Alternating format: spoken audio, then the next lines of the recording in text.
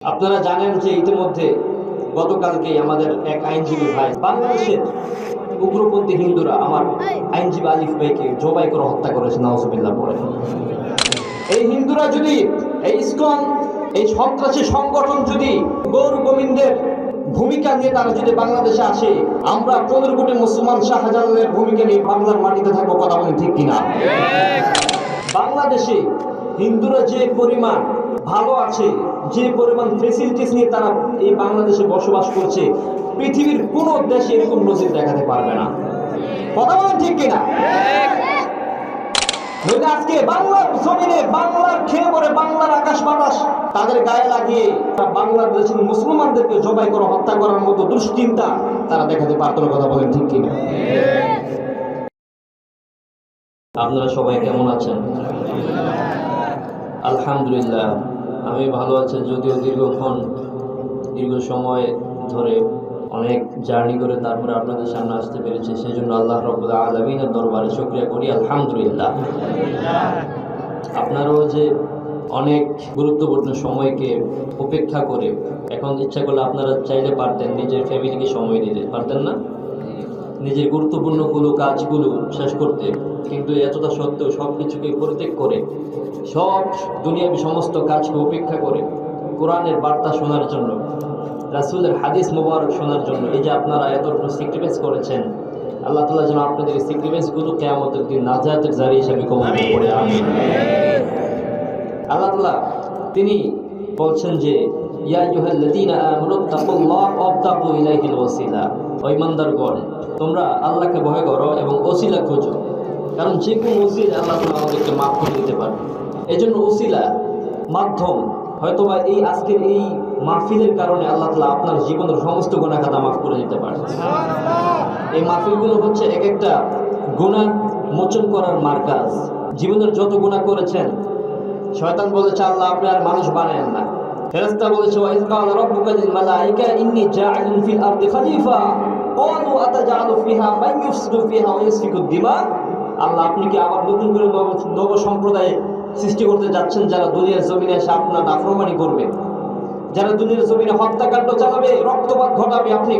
আমরা তো আছি আপনার ইবাদত করার জন্য, আবার নতুন করে মানুষকে বানানোর কি দরকার আছে আপনার? আল্লাহ কি বলছেন? ইন্নী আ'লামু মা লা তা'লামুন, আমি যা জানি তোমরা তা জানো।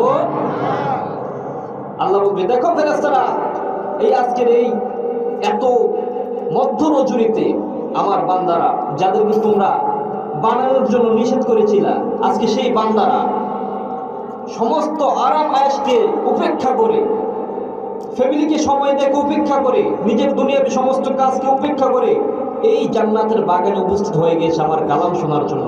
তোমরা উপস্থিত থাকো, তোমরা সাক্ষী থাকো, আমি আমার বান্দাদেরকে মাফ করে দিলাম। আল্লাহু আকবার।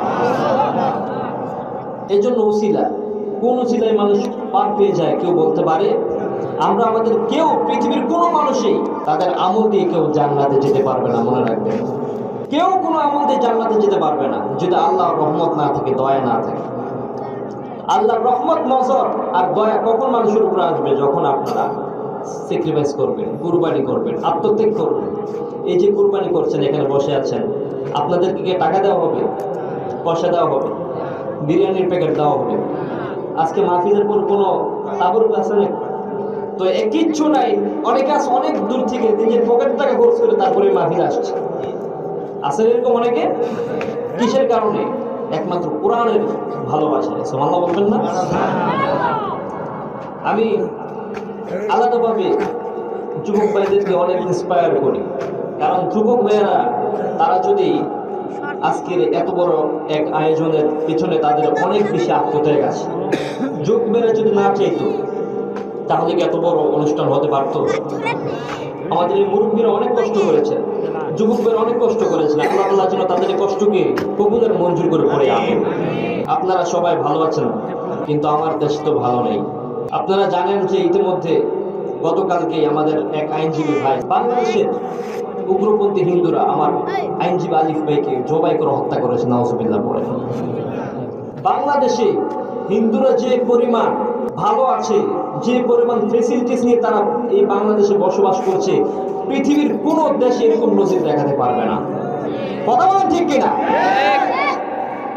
কিন্তু এত ফেসিলিটিস দেওয়ার পরে, এত সুযোগ সুবিধা দেওয়ার পরেও তারা যদি মনে করে যে তাদের সাথে ভালো ব্যবহার করে, এটা যদি তারা মনে করে আমাদের দুর্বলতা, তাহলে তারা ভুল করবে। কথা বলেন ঠিক? এই হিন্দুরা যদি, এই ইসকন, এই সন্ত্রাসী সংগঠন যদি গৌর গোবিন্দের ভূমিকা নিয়ে তারা যদি বাংলাদেশে আসে, আমরা 15 কোটি মুসলমান শাহজালালের ভূমিকা নিয়ে বাংলার মাটিতে থাকবো। কথা বলেন ঠিক কিনা? আমরা, আপনারা জানেন না, বাংলাদেশ নিয়ে বহু ষড়যন্ত্র চলতেছে। এই বাংলাদেশ কি ফিলিস্তিনের গাজা বানানোর একটু পায়তারা চালাচ্ছে? বাংলাদেশকে গাজা বানানোর পায়তারা চালাচ্ছে। গাজায় আপনার এই ইলেকট্রিসিটি, বিদ্যুৎ দেওয়া বন্ধ করে দিছে। আর এই বিদ্যুৎ কার হাতে জানেন? ইসরায়েলের হাতে। ইসরায়েল যদি চায় তবেই সেই ইলেকট্রিসিটি বিদ্যুৎ দিতে পারবে। ইসরায়েল যদি না চায় বিদ্যুৎ দিতে পারবে। ঠিক তেমনিভাবে বাংলাদেশের এই বিদ্যুতের চাবিকাঠি হচ্ছে আদানি, বার করেছে আদানি। আদানির কাছে আদানি বলছে যে যদি 1 সপ্তাহের মধ্যে তার বকেয়া পরিশোধ করা না হয়, তাহলে বাংলাদেশও বিদ্যুৎ দেওয়া বন্ধ করে দিবে। তার মানে কত বড় মাস্টারমাইন্ড কাজ করছে আমাদের বাংলাদেশে। এখন তো আমাদের মুসলমানদের উপরে, আমরা বলে মুসলমান, তারা বলে তারা নাকি সংখ্যালঘু। আসলে কারা সংখ্যালঘু? আমরা সংখ্যালঘু না তারা সংখ্যালঘু? আমরা সংখ্যালঘু, তারা সংখ্যাগরিষ্ঠ। নইলে আজকে বাংলার জমিনে, বাংলার খেয়ে পরে, বাংলার আকাশ বাতাস তাদের গায়ে লাগিয়ে বাংলাদেশের মুসলমানদেরকে জবাই করে হত্যা করার মতো দুশ্চিন্তা তারা দেখাতে পারত না। কথা বলেন ঠিক কিনা? আমার ভাইয়েরা, এই জন্য সবাই সজাগ দৃষ্টি রাখবেন, সবসময় সাবধানে থাকবেন। আল্লাহ তাআলা যেন আমাদের এই নতুন বাংলাদেশকে সব ধরনের ষড়যন্ত্র থেকে হেফাজত করে পড়ে। আমিন। আমরা সবাই এখানে আসছি, আমরা আজকে এই মাহফিলের মধ্যে কয়েকটা সবক নিয়ে যাব, যাতে করে এই সবকগুলো আমাদের জীবনে আমল করে জীবনটা যাতে আমরা পরিবর্তন করে দিতে পারি। রাজি আছি ইনশাআল্লাহ? আমার ভাইরা, আপনাদের মধ্যে এখানে যারা আছেন, অনেকে যুবক ভাইরা আছেন, বৃদ্ধরা আছেন, আমার পর্দানিসীন মা বোনেরা অনেক কষ্ট করে তারা মাহফিল শুনতে আসছে, আমি শুনেছি। তাদের কাছে আমি চিরকৃতজ্ঞ। আল্লাহ যেন তাদেরকে কাল কিয়ামতের ময়দানে তাদের জীবনের সমস্ত গুনাহ খাতা মাফ করে তাদের ঠিকানার জন্য জান্নাতুল ফেরদাউস বানিয়ে দেয়। পড়ি আমিন। আমি এই মাহফিল শুরু করার আগে একটা কথা বলতে চাই, সেটা হলো আমি প্রথমে একটু যুবক ভাইদেরকে দেখতে চাই। যুবক ভাইয়ের কার আছে একটু হাত তোলেন। মাশাআল্লাহ, যুবক ভাইয়ের কার আছে হাত তুলছে না? আলহামদুলিল্লাহ, হাত নামান। এবার বয়স্ক কারা আছে একটু কষ্ট করে হাতটা তোলেন। আপনাদের উপস্থিতি আমি দেখতে চাই। মাশাআল্লাহ, বয়স্কর তো সবচেয়ে বেশি। তার মানে যুবক ভাইয়ের হারে গেছে নাকি? আছে যুবক ভাইয়েরা কোথায়?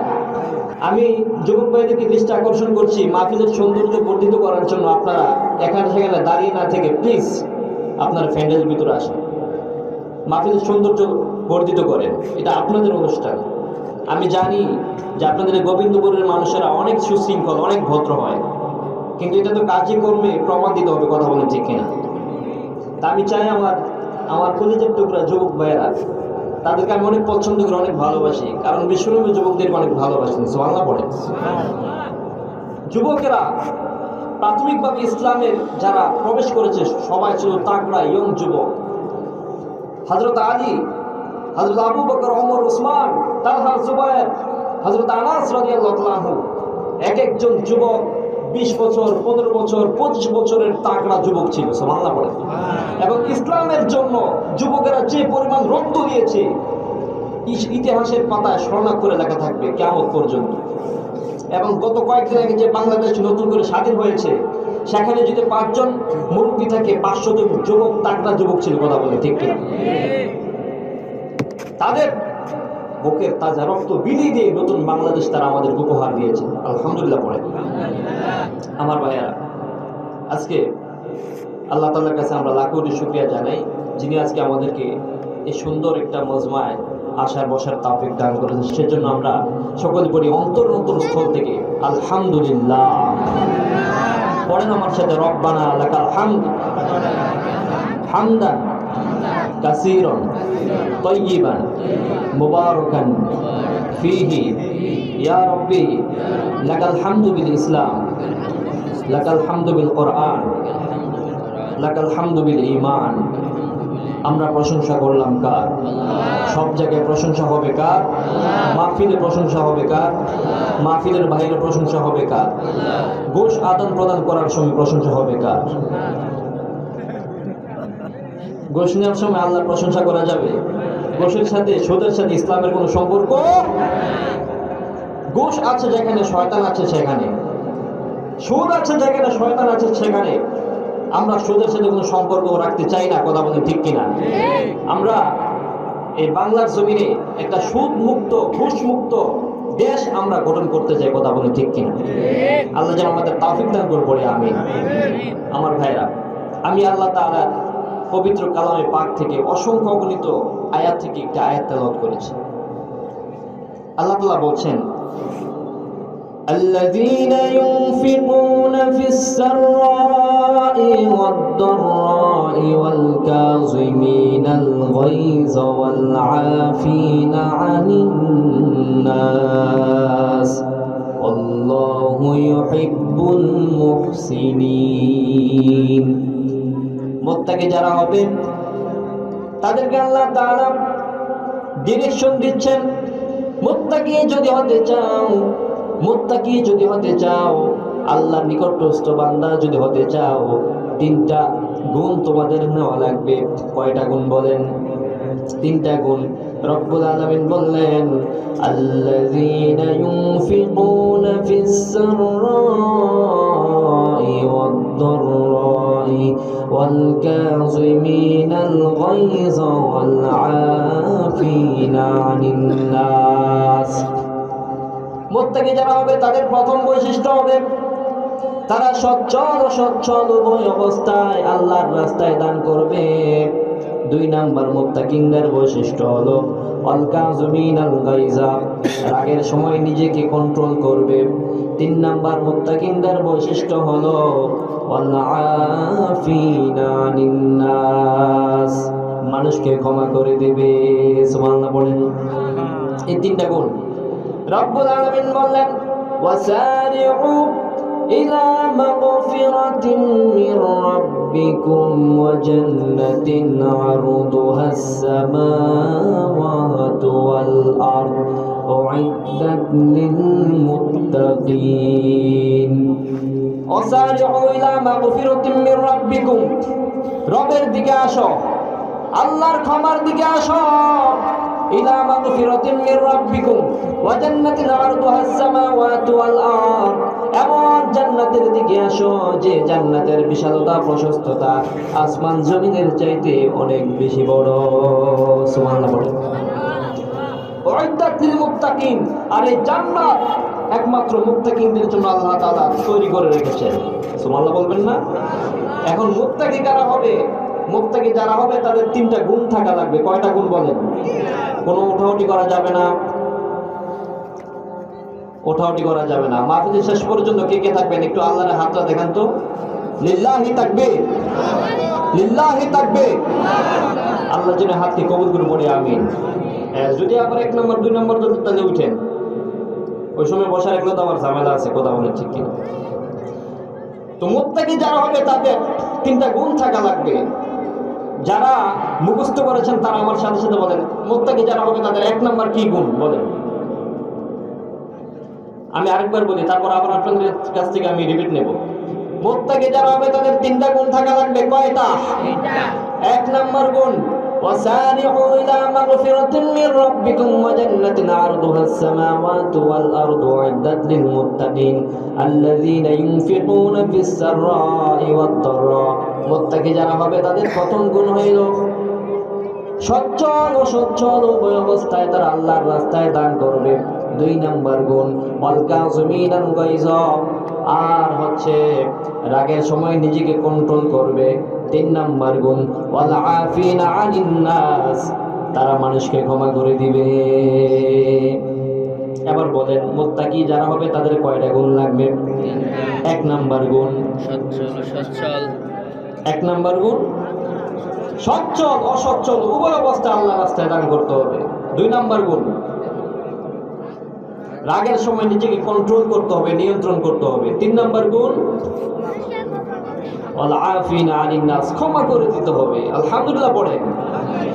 তাহলে এবার 1 নাম্বার গুণের ব্যাপারে একটু কথা বলি। রব্বুল আলামিন বলেন সূরা বাকারা 271 নম্বর আয়াতে আল্লাহ রব্বুল আলামিন বলেন, ইন তুবদুস সাদাকাতি ফানি'মা হিয়া ওয়া ইন তুখফুহা ওয়া তু'তুহাল ফুকরা'i ফাহুয়া খায়রুল লাকুম। যদি তোমরা প্রকাশ্যে দান করো এটা ভালো, আর যদি অপ্রকাশ্যে গোপনে দান করো সেটা আরো বেশি ভালো। এই আয়াত যখন নাজিল হয়, নাজিল হওয়ার শানে নুজুল হলো তাবুক যুদ্ধের দামামা বেজে গিয়েছে। বিশ্বনবী বললেন, ও আমার সাহাবীরা, তোমরা যে যা পারো আল্লাহর রাস্তায় দান করো। মহিলারা কানের ফুল, নাকের ফুল, কানের দুল, হাতের চুড়ি, মাথার মুকুট, পায়ের নুপুর সব কিছু খুলে ফেলে দিল। বিশ্বনবীর সামনে এসে নাজরানা হাজিরি করলো। সাহাবায়ে কেরাম কিছু রেখে এসেছে, কিছু নিয়ে এসেছে। হযরত আবু বকর, ওমর, উসমান, আলী, তালহা, জুবায়ের সব সাহাবীরা কিছু রেখে এসেছে, কিছু নিয়ে এসেছে। হযরত ওমর রাদিয়াল্লাহু তাআলা আনহু তিনি তো মনে মনে বললেন, কোনদিন আবু বকরকে হারাতে পারি নাই, আমল দিয়া না, সম্পদ দিয়েও হারাতে পারি নাই, আমল দিয়েও হারাতে পারি নাই। আজকে আমার যেহেতু সম্পদ বেশি, আজকে আবু বকরকে হারাইয়া দেব।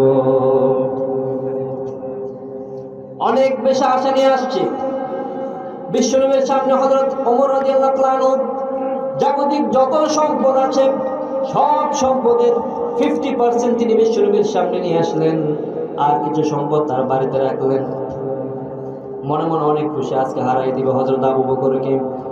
আল্লাহর নবী বললেন, ও সাহাবীরা, তোমাদের সবাইকে দেখলাম কিন্তু আমার আবু বকরকে দেখি না কেন? আমার আবু বকর কি হয়েছে? কোথায় আবু বকর? দেখা গেল হযরত আবু বকর তিনি দাঁড়িয়ে দাঁড়িয়ে কান্না করতেছেন। বিশ্বনবী বললেন, ও আবু বকর, কান্না করো কেন, কি হয়েছে?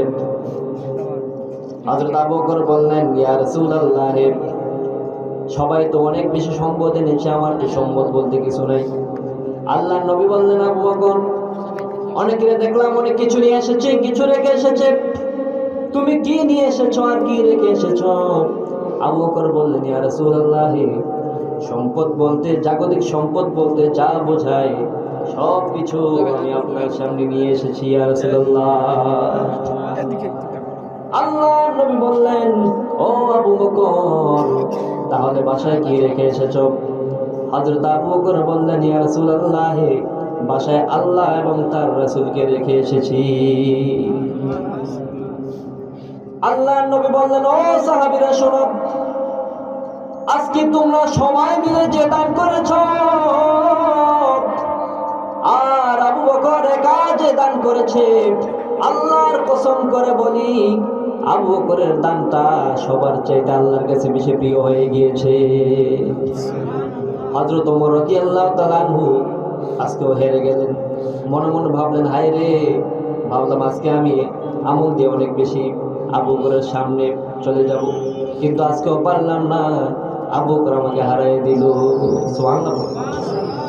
আমার ভাইরা, ইন তুবদুস সাদাকাত, যদি তোমরা যদি সাদাকা করো, মানে ইম্মাহি, যদি প্রকাশ্যে সাদাকা করো তাহলে সেটা ভালো। ওয়া ইন তুখফুহা ওয়া তু'তুহাল ফুকারা, আর যদি গোপনীয়ভাবে দান করো সেটা আরো বেশি ভালো।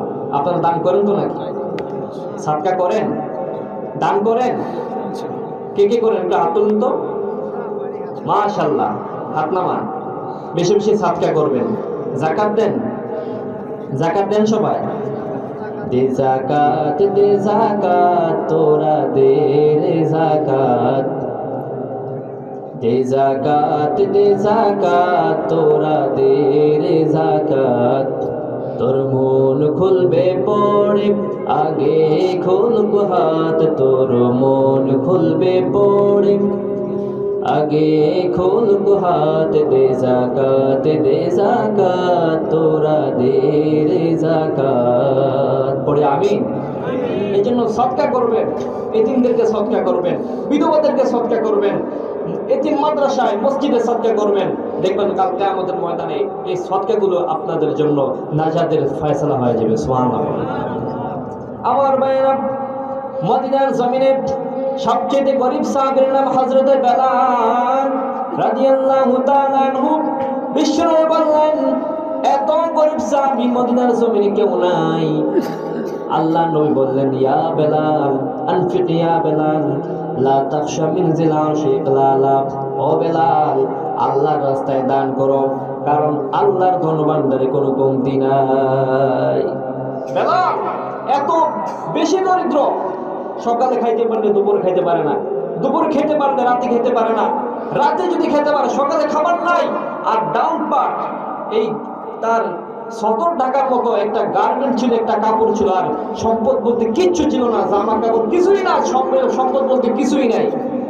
সেই বেলালকে বিষয়ে বললেন, ইয়া বেলাল আনফিক, তুমিও দান করো। সুবহানাল্লাহ পড়ে, তুমিও দান করো, দাও। তুমি দিলে তোমার দিবে কে? আনফিক ইয়া ইবনে আদম উনফিক আলাইহি, হে বনি আদম, তুমি আল্লাহর রাস্তায় দান করো। তুমি যদি দান করো, তোমাকে দান করবে কে? মনে করেন আপনার হাতে 20 কেজিওয়ালা 20 কেজি ওজনের একটা বোঝা। এখন এই বোঝাকে যদি আপনি না রাখেন, আপনি কি আরেকটা নিতে পারবেন? পারবেন না। এটাকে দিলে না আরেকটা নিতে পারবেন, না দিলে নিতে পারবেন? দিতে হবে। অবস্থা ভালো একটু বেশি দান করে, অবস্থা খারাপ একটু কম দান করে, তাও দান করে। এবছর ফসল ভালো হয়েছে আলহামদুলিল্লাহ, বেশি করে দান করে দেন। কিন্তু ফসল খারাপ হয়েছে, একটু কম দান করেন, কিন্তু দান করেন, দানের হাতকে কখনো গোটাবেন না। রাজি আছি ইনশাআল্লাহ? আমার ভাইয়েরা, বিশ্বনবী যারা দান করেন তাদের ব্যাপারে বিশ্বনবী বললেন, অরজুলুন তাসাদ্দাকা বিসাদাকা ফাআখফাহা হাত্তা লা তা'লামু শিমালুহু মা তুনফিকু ইয়ামিনুহু। এই 7 শ্রেণীর ব্যক্তিকে আল্লাহ তাআলা কিয়ামতের ময়দানে দিন ছায়া দিবেন। এমন কঠিন মুসিবত হবে, মা বাবাকে চিনবে না, বাবা মাকে চিনবে না, সন্তান মাকে চিনবে না, মা সন্তানকে চিনবে না, নেতা তার কর্মীকে চিনবে না, কর্মী তার নেতাকে চিনবে না, মসজিদের ইমাম তার মুসল্লিকে চিনবে না, মুসল্লি তার ইমামকে চিনবে না। সবার মুখে একটাই কথা, ইয়া নফসি ইয়া নফসি। মাথার উপরে সূর্যটা থাকবে, সূর্যের তাপে মাথার মগজগুলো কানের ছিদ্র দিয়ে, নাকের ছিদ্র দিয়ে টপ টপ করে মাটিতে বেয়ে বেয়ে পড়বে। জিহ্বাটা তৃষ্ণায় কুকুরের জিহ্বার মতো বেয়ে বেয়ে পড়বে, কুকুরের জিহ্বার মতো লম্বা হয়ে যাবে। ওই কঠিন মুসিবতের সময় বিশ্বনবী বললেন, কাল কিয়ামতের ময়দানে রব্বুল আলামিন 7 শ্রেণীর ব্যক্তিকে তার আরশের নিচে ছায়া দিবেন, যেদিন আল্লাহর ছায়া ছাড়া পৃথিবীতে অন্য কোনো ছায়া থাকবে না। ওই 7 শ্রেণীর এক শ্রেণী হলো, আমার ভাইয়েরা মনোযোগ দিয়ে শোনেন, ওই 7 শ্রেণীর এক শ্রেণী হলো অরজুলুন তাসাদ্দাকা বিসাদাকাতিন ফাআখফাহা হাত্তা লা তা'লামু শিমালুহু মা তুনফিকু ইয়ামিনুহু। ওই 7 শ্রেণীর এক শ্রেণী হলো যারা ডান হাতে কি দান করেছে বাম হাত তা জানে না। এই 7 শ্রেণীর ব্যক্তিকে আল্লাহ তাআলা তার আরশের নিচে ছায়া দেবেন, যেদিন তার ছায়া ছাড়া পৃথিবীতে অন্য কোনো ছায়া থাকবে না। তার 7 শ্রেণীর এক শ্রেণী হলো যারা ডান হাতে কি দান করেছে বাম হাত তা জানে না, তার মানে গোপন দান। তার মানে কি দান? গোপন দান। আজকের এই মাহফিল থেকে একজনে ঘোষণা করলো, জনাব আব্দুল্লাহ অথবা আব্দুর রহমান সাহেব, তিনি 1 লক্ষ টাকা দান করছে। সবাই বলছে মারহাবা। এখন এই মারহাবাটা হয়তো এই 1 লক্ষ টাকা দান হয়তো মারহাবার জন্য হতে পারে, অথবা আপনাদের খুশি করার জন্য, অথবা আল্লাহকে খুশি করার জন্য হতে পারে। কিন্তু গভীর রজনীতে রাত 2টা 3টা বাজে, কেউ জানে না, রাস্তা দিয়ে আপনি হেঁটে যাচ্ছেন, রাস্তার পাশে একটা মসজিদ, মসজিদের দান বাক্সে লেখা আছে মুক্ত হস্তে দান করেন। পকেট থেকে 50 টাকা 100 টাকার 500 টাকার কসকস নোটটা বের করে আপনি টুক করে দিয়ে দিলেন। পৃথিবীতে কেউ দেখে নাই, দেখেছে একজন, তিনি কে? আমার ভাইয়েরা, এই জন্য গোপন দানের অনেক বেশি গুরুত্ব আল্লাহ রাব্বুল আলামিন দিয়েছেন। তার কাছে এটা অনেক বেশি দামি, অনেক বেশি যত্নের, ভালোবাসা। কুরবানি পশু, কুরবানির হাট ওঠার আগে আপনারা কুরবানির গরুকে যেমন খাওয়ায়া পেলে পুষে অনেক মোটা করেন, কুরবানির হাটে বেচবেন, ঠিক তেমনি ভাবে আল্লাহ রাব্বুল আলামিন এই যে আপনারা দান সদকা করে, দান সদকাগুলো আল্লাহ তাআলা পেলে বসে অনেক বড় করে উহুদ পাহাড় পরিমাণ করে আপনার আমলনামায় ঢুকিয়ে দেন। কিয়ামতের ময়দানে আপনি আমলনামা দেখে অবাক হয়ে যাবেন। আপনি বলবেন, এই আমলনামা আমার না, আল্লাহ আপনার কোন বান্দার আমলনামা, আপনার কোন বান্দার আমলনামা আমার কাছে চলে এসেছে ভুল করে, এই আমলনামাটা আমার না, এত বেশি সব দামি করে নেই। আল্লাহ বলবেন না বান্দা, এই আমলনামা তোমারই, কারণ তুমি যে দান করেছিলা ওই দানটাকে আমি পেলে বসে মোটা করে পরিমাণ সম পরিমাণ করে তোমার আমলনামে আমি আল্লাহ তাআলা ঢুকিয়ে দিয়েছি। সুবহানাল্লাহ। এই জন্য দান করবেন তো ইনশাআল্লাহ। আল্লাহ রাব্বুল আলামিন বলেন, বিশ্বনবী মুহাম্মদুর রাসূলুল্লাহ সাল্লাল্লাহু আলাইহি সাল্লাম বলেন, দান সদকা করলে কি এমন উপকার হয় তোমরা কি জানতে চাও? সাহাবা কেরাম বললেন, ইয়া রাসূলুল্লাহ বলেন। আল্লাহ নবী বললেন, ইন্না সাদাকাতা লা তুতফি গাদাবার রাব্বি ওয়া তাদফা'ু মাইতাতাস সু। নিশ্চয় সাদকা রবের ক্রোধকে মিটাইয়া দেয় এবং খারাপ মৃত্যু থেকে আল্লাহ তাআলা বাঁচাইয়া দেয়। সুবহানাল্লাহ। এই সদকা রবের ক্রোধ গুসাকে মিটিয়ে দেয়। বুঝতে পেরেছেন কথা? সদকা রবের ক্রোধ, আল্লাহর ক্রোধ এবং গুসাকে মিটিয়ে দেয়। কিভাবে? আমরা যে অনেক সময় গুনাহ করি, করে কি করি না? আমরা নাফরমানি করি, আমরা নামাজ পড়ি না, রোজা রাখি না, পর্দা প্রশিদের মতো করি না, আমরা মানুষের হক মারে খাই, আমরা মানুষের আয় কেটে ফেলি, আমরা চুরি বাটপারি করি, এরপরে খাদ্যে বেচাল দেই, ওজনে কম দেই, আছে না নাই? কথা বলে। তো এই যে আমরা এত নাফরমান করি, নাফরমানি করার কারণে আল্লাহ তাআলার পক্ষ থেকে গজব নাজিল হয়। তো আপনি যে সাদকা করেন, এই সাদকা করার কারণে এই গজবগুলো জমিনে আসে না, এটা আবার ব্যাক করে উপরে চলে যায়। সুবহানাল্লাহ বলেন। এরপর আবার বিশ্বনবী বললেন, ওয়া তাদফা'ু মাইতাতাস সু। খারাপ মৃত্যু থেকে আল্লাহ তাআলা আপনাকে বাঁচায় দিবে। কেমন খারাপ মৃত্যু? রাস্তা দিয়ে যখন আপনি হাঁটাচলা করবেন, অ্যাক্সিডেন্টের সম্ভাবনা আছে না নাই? ক্যান্সার হয়ে মরার সম্ভাবনা আছে না নাই?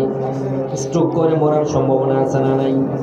এই যে এগুলো হচ্ছে খারাপ মৃত্যু। অথবা বাথরুমে গিয়ে অনেক সময় অনেকে মারাও যায়।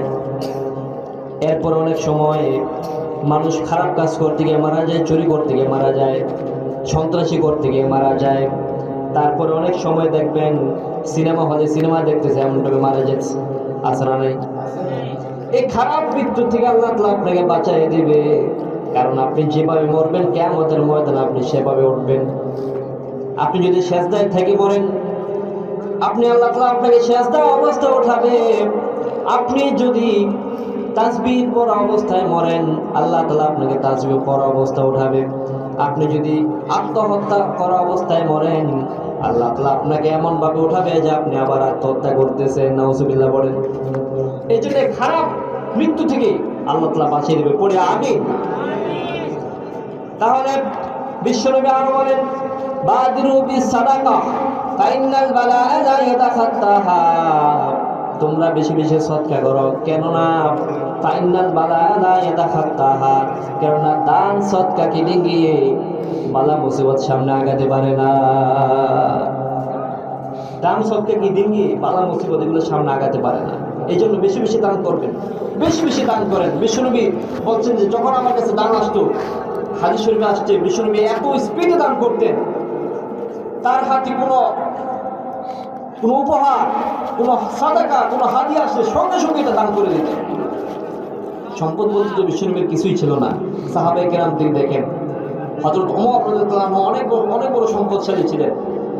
ইসলাম গ্রহণ করার পূর্বে, ইসলাম গ্রহণ করার সাথে সাথে তার জীবনের সমস্ত সম্পদ ইসলামের জন্য অক্ষ করে দিয়েছেন। সুবহানাল্লাহ। এই জন্য সদকা করবেন তো, দান সদকা করবেন তো ইনশাআল্লাহ আমার ভাইরা। তাহলে 1 নাম্বার গুণ হচ্ছে সচ্ছল অসচ্ছল উভয় অবস্থায় কার রাস্তায় দান করতে হবে? মুমিন যারা হবে তাদের 2 নাম্বার গুণ, 2 নাম্বার বৈশিষ্ট্য হলো আল কাযিমিনাল গায়জা। যদি মুত্তাকি হতে চাও তাহলে রাগের সময় নিজেকে কন্ট্রোল করতে হবে। রাগের সময় কি করতে হবে? কন্ট্রোল করতে হবে।